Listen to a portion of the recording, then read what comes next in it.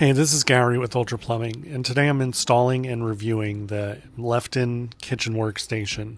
This is model KS2207. It's that fancy workstation kitchen sink that you're seeing all over Instagram with the Rainfall mode, Waterfall mode, and a glass washer. Yeah, like this right here. It has a LED temperature display. But I want to go over the installation of the sink, and then I'm going to go over all the features and let you know what I think about it. The sink came packaged pretty securely, and it had a lot of accessories with it, which again, I'll go over all the accessories at the end of the video. It also came with this big bag of drain fittings, but I'm actually not going to use any of this because I'm using the Lefton garbage disposal. When using a garbage disposal with the sink, none of these parts are needed. But let me get right into this. So the first thing I had to do is remove my old sink. There were some clips around the whole perimeter underneath my sink that were holding it in place.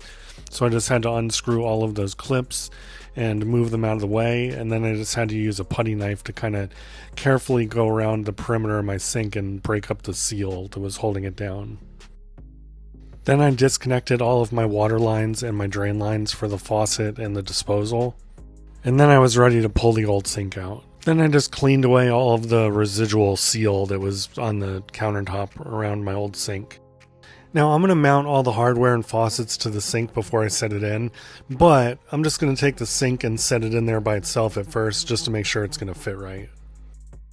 Once I was sure that it was going to fit right, I pulled it back out so I could put on all of my hardware.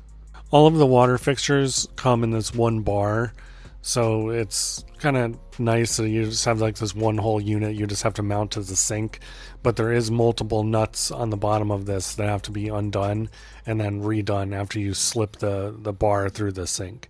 So I'm going to do my best to kind of show you how this goes. Undo all of the nuts on the underside of the bar and just kind of put them down on a surface in the order that you take them off. That way it'll be easy to remember where they go. Once you get all of the nuts and washers removed from below the bar, you're going to also have to temporarily remove the temperature detecting device, which is this black box right here. Just make a note of the way it goes so you can reconnect it the proper way once you connect the bar to the sink. Also, be careful when you're plugging and unplugging the sensor. As you see in here, it's got these little prongs that could break easily. But with the temperature sensor removed, we're ready to put the fixture bar onto the sink. So just carefully send all the hoses and the bottoms of the fixtures through like this.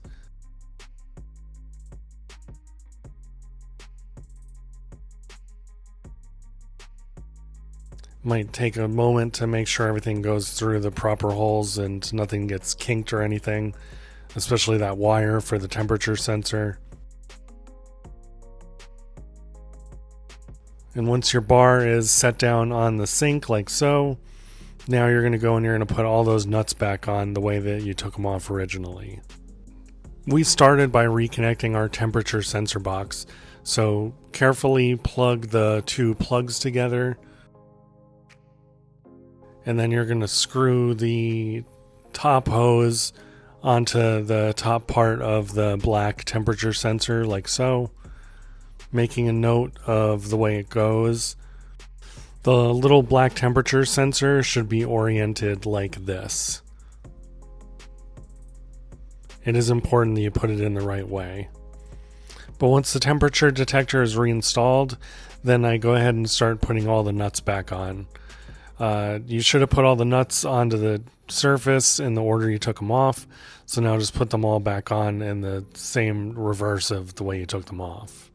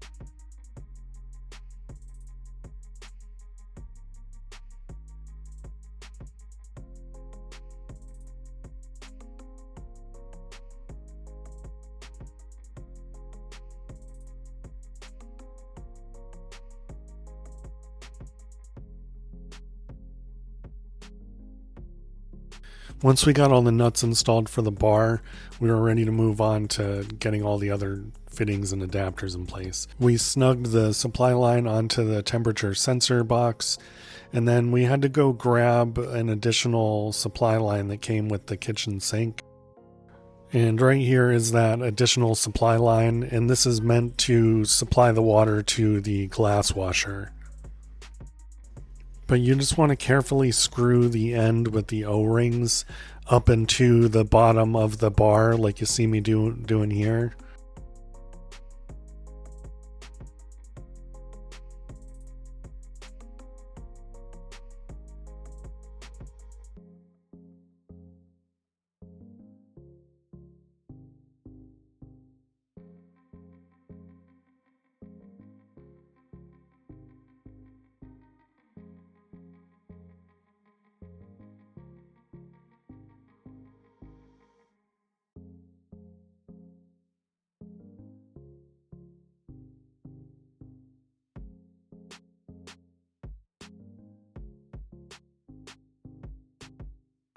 Once that supply line is nice and snug, you're just going to connect the other end of it to the glass washer.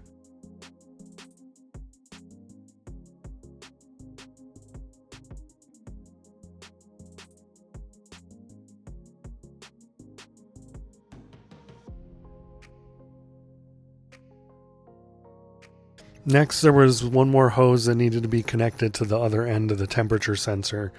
You know which hose it is because there's one hose that has the blue stripes, and then the other hose that has the red stripes, and then there's a hose with no stripes.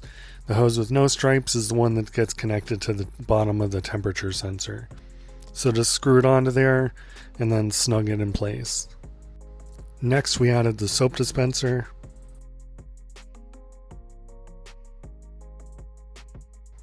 Next, I connected the water dispenser.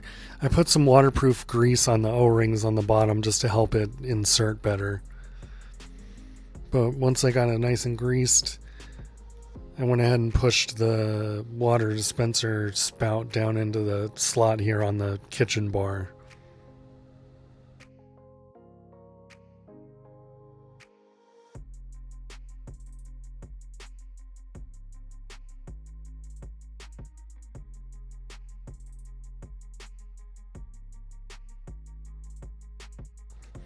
Then I got some extra waterproof grease and put it on the O-rings here for the main kitchen spout. Once I had those greased up, I grabbed the kitchen spout and the kitchen sprayer hose.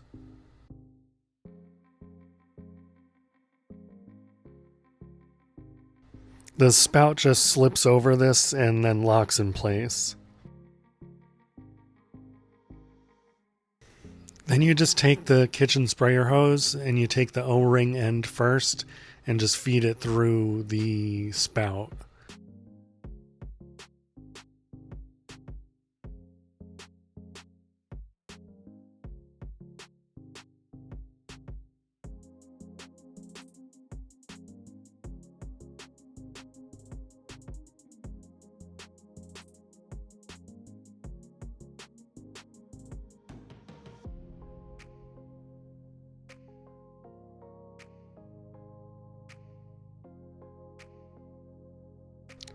Make sure you have the washer inside there, and then screw the kitchen spray head onto the end of the hose.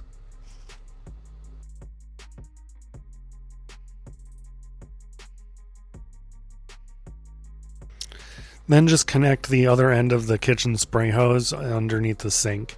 The part with the O-rings just snaps into this part with the blue button. It just kind of snaps in place like that.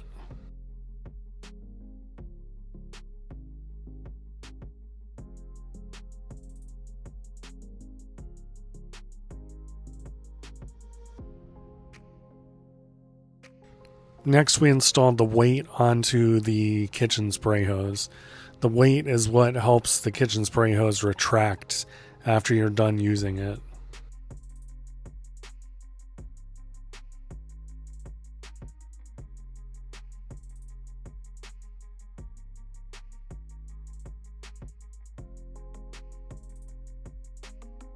And that's it. Now the sink's ready to be set in place.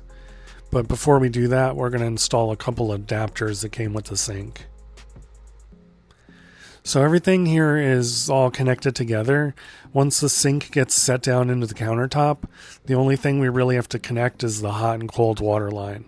You'll know the difference because the hot has the red stripe on it and the cold has the blue stripe on it. But mine have 1/2-inch connections on them, which my valves under the sink have 3/8 connections, but Lefton included these two adapters with the sink to help us out with that. So I installed the two adapters onto my hot and cold valves below the sink.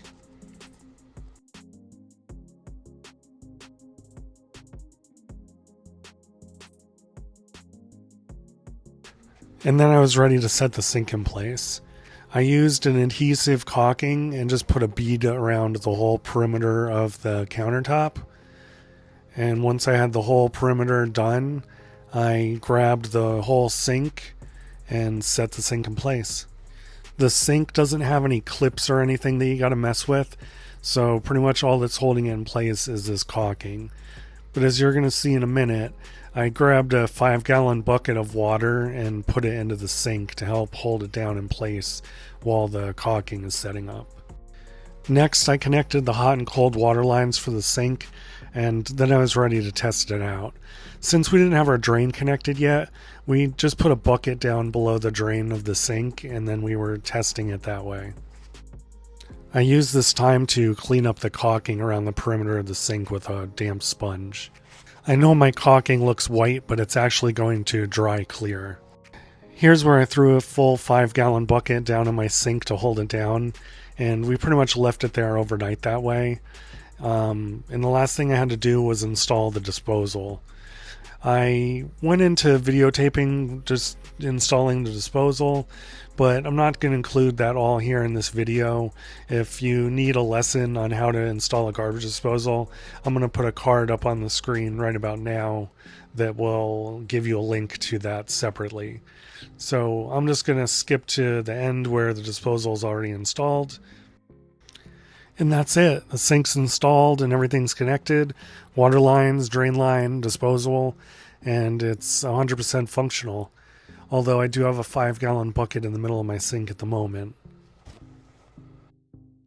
Okay, now that it's been a couple of days, I'm going to go over the features of the sink. There's the water dispenser, which you do have to connect your own filter system to. And it has the Rainfall mode, which could be cool for washing vegetables or whatever, really. It's got the regular kitchen faucet. And everything works by these piano keys, by the way. Then it has the Waterfall feature, which is pretty cool.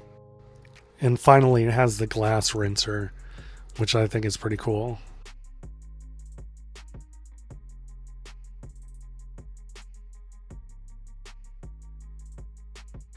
Another cool feature is the LED lights that are on the control board and how it tells you the temperature of the water that's coming out. And you can control the temperature with this dial over here. This sink also came with a few accessories. It has a rinsing tray, a cutting board, and then a washing tray as well. This washing tray makes your sink almost have an extra compartment, and it even has its own little drain stopper at the bottom, which is pretty cool. So what do I think about the sink? Well, the installation was easy enough. The fixtures all work pretty well, and it does have some cool features to it. So overall, I'd say I am happy with the sink, and I do recommend it. The company has good product support. We did have an issue with one of the parts, but the company did a great job of getting us out a new replacement part right away. So yeah, overall, I recommend this sink. And if you have any questions about it, definitely feel free to ask me in the comments. But otherwise, this is the Lefton Kitchen Workstation model KS2207L-Pro. If you're interested in purchasing this sink, you can find the link in the description. And that's about it. So this is Gary with Ultra Plumbing signing out, and thanks for watching.